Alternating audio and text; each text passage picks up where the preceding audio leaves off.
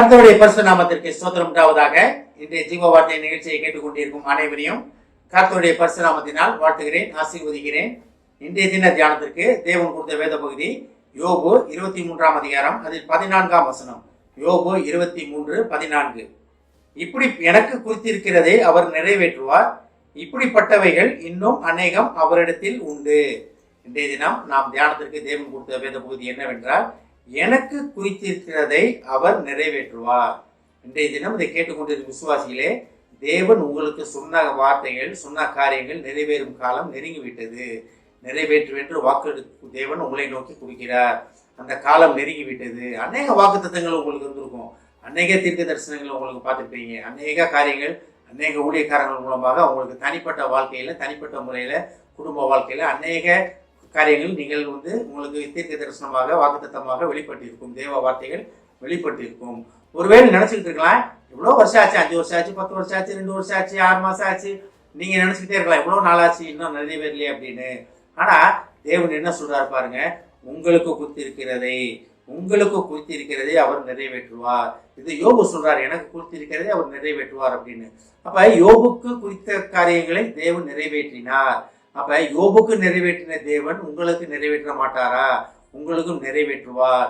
யோபு ஏன் யோபுக்கு நிறைவேற்றுவார் அப்படின்னு யோபு அவ்வளவு தைரியமா சொன்னார்னா, யோபு அவ்வளோ கஷ்டத்திலையும், அவ்வளோ போராட்டத்திலையும், அவ்வளோ வாழ்க்கையில கடைசி மரண பரியந்த அவர் போய் நின்ற போதிலும் அவர் எல்லாமே அவர் கையை விட்டு போயிடுச்சு.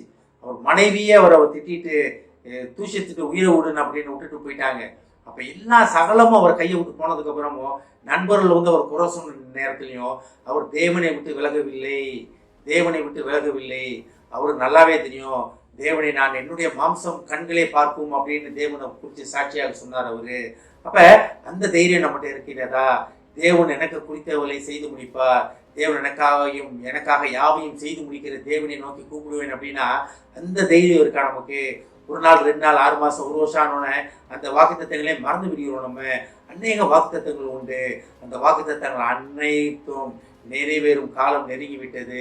இந்த 2023ல தேவன் உங்களுக்கு சென்ற வருடங்கள்ல என்னென்ன வாக்குத்தத்தங்கள் சொன்னாரோ, என்னென்ன காரியங்கள் சொன்னாரோ அனைத்தையும் தேவன் நிறைவேற்ற போகிறார்.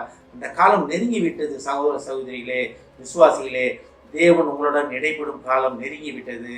நீங்க தேவனுக்காக காத்து கொண்டிருக்கவில்லை, தேவன் உங்களுக்காக காத்து கொண்டிருக்கிறார். எப்பொழுது என் மகன் தன் வழிகளை செவைப்படுத்துவான்? நேற்றைய நான் பார்த்தோம், தேவன் எப்படி தன் மகன் தன்னுடைய வழிகளை செவைப்படுத்துவான். செவைப்படுத்துறது என்ன? தேவனிடம் கேட்டு பெற்றுக்கொள்வது. தேவனை என்னை குறித்த பாதைகள் என்ன, என்னை குறித்த காரியங்கள் என்னன்னு தேவன்கிட்ட கேட்டு பெற்றுக்கொள்வது. அதுதான் தேவனுக்கு பிரியமான வழிகளை செவைப்படுத்துவது. தேவனை நம்மளுடைய வழிகளை செவைப்படுத்துவதுன்னு அதுதான் அர்த்தம். அப்ப அந்த வழிகளில் நீங்க ஆரம்பிச்சிட்டீங்க, செவைப்படுத்த ஆரம்பிச்சிட்டீங்க நீங்க.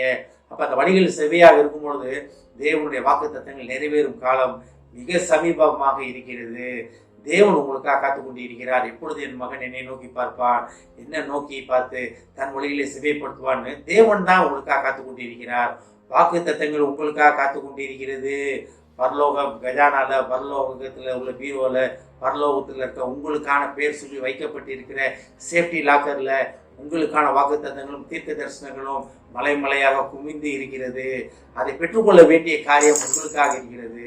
அந்த காரியம் நெருங்கிவிட்டது விசுவாசிகளே. ஆனால் தான் யோபு சொன்ன அதே வாக்கு, அதே காரியம் இன்றைய தினம் தேவன் உங்களுக்கு சொல்ல ஆசைப்படுகிறார். உங்களுக்கு குறித்த காரியத்தை நிறைவேற்றுவார். உங்களுக்கு குறித்த காரியத்தை தேவன் நிறைவேற்றுவார். தேவன் உங்களுக்கு என்னென்ன காரியங்கள் சொன்னாரோ, எது நீங்க நடக்கலைன்னு நினைக்கிறீங்களோ அனைத்தும் நடக்க போகிறது. நீங்க தேவனை மகிமைப்படுத்த போகிறீர்கள். எனக்காக யாவும் செய்து முடிக்க போகிற தேவனை நான் மகிமைப்படுத்துவேன் அப்படின்னு தேவநாமத்தை நீங்க மகிமைப்படுத்த போறீங்க. தேவன் உங்க மூலமா மகிமைப்பட போகிறார். நீங்க தேவன் மூலமாக மகிமைப்படுத்த போகிறீங்க. காலங்கள் நிறைவேற்றி விட்டது. காலங்கள் இனி பொய் சொல்லாது, காலங்கள் இனி செல்லாது, எல்லாம் நிறைவேற போகிறது. அதை மட்டும் விசுவாசிங்க. ஆமென். ஜெபிப்போம். எங்களை அதிமனிசும் அன்பின் பரலோக பிதாவே, தாப்பனே, எங்களுக்கு முன்குறித்த வாக்குத்தத்தங்களை, அடையாளங்களை நீர் நிறைவேற்றுவேன் என்று எங்களுக்கு சொன்ன வாக்குக்காக நன்றி ஆண்டவரே. இதை கேட்டுக்கொண்டிருக்கும் ஒவ்வொரு விசுவாசியும் ஆசீர்வதிக்கிறோம் அப்பா. ஒவ்வொரு குடும்பத்தையும் ஆசீர்வதிக்கிறோம் ஆண்டவரே.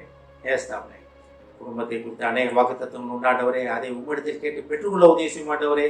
குடும்பத்திலே வேலைக்கு செல்பவர்களை உங்களுக்கத்தை தெரியணுமாப்பா.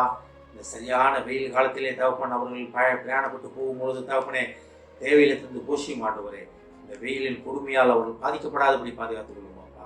வேலை பார்க்கும் இடத்திலும் அவர் போக்கிலும் மரத்திலும் தகப்பனே உடனிருந்து அவர்களை ஆசீர்வதி மாட்டுவரே, ஆசீர்வதிக்கிறோம் அப்பா. இயேசுவின் மூலமாய் கேட்கிறேன் நல்ல பிதாவே, ஆமென். கர்த்தர் உங்களை ஆசீர்வதிப்பாராக.